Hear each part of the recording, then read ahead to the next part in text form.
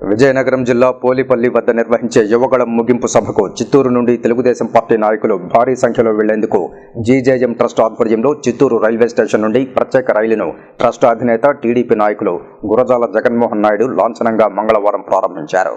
ఈ సందర్భంగా ఆయన మాట్లాడుతూ ఎన్నో సమస్యల పట్ల నారా చంద్రబాబు నాయుడు, నారా లోకేష్ పోరాటం చేస్తున్నారన్నారు. ఇందులో భాగంగా యువగళం ముగింపు విజయోత్సవ సభకు సుమారు 10 లక్షల మంది హాజరు కానున్నట్లు వెల్లడించారు. ఇది నవశకానికి నాంది పలుకుతుందన్నారు. చిత్తూరు, పాకాల, రేణిగుంట నుండి తెలుగుదేశం పార్టీ నాయకులు యువగళం పాదయాత్రకు చేరుకోవడానికి ప్రత్యేక రైలును జేజేఎం ట్రస్ట్ ఆధ్వర్యంలో ఏర్పాటు చేస్తామన్నారు.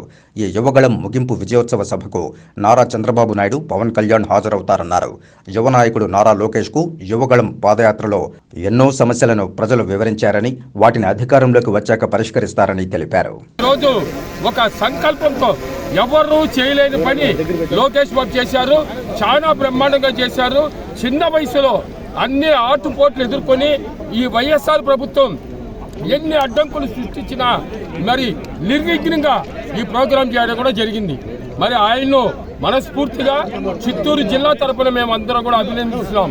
ఈరోజు చంద్రబాబు నాయుడికి తగ్గ కొడుకుగా, ఎన్టీఆర్ మనవడుగా, బాలకృష్ణ అల్లుడుగా ఈరోజు ఆయనకు ఉంది. కానీ అయితే దానికన్నా ముందు ఈరోజు తన క్యాలిబర్ని, తన మరి పటుత్వాన్ని ఈరోజు ఆయన తన ఈ పాదయాత్ర ద్వారా ఇస్తే కూడా దాన్ని కూడా వాళ్ళ పోలీసు ఇవ్వకుండా మేము ముందుగా అడిగాము. అన్ని చోట్ల కూడా ఇవ్వకుండా కనీసం స్టూల్ ఎక్కి మాట్లాడుతూ ఉంటే ఆ స్టూల్ కూడా లాక్కొని పోయిన ఘనత ఈరోజు ఈ వైఎస్ఆర్ ప్రభుత్వం.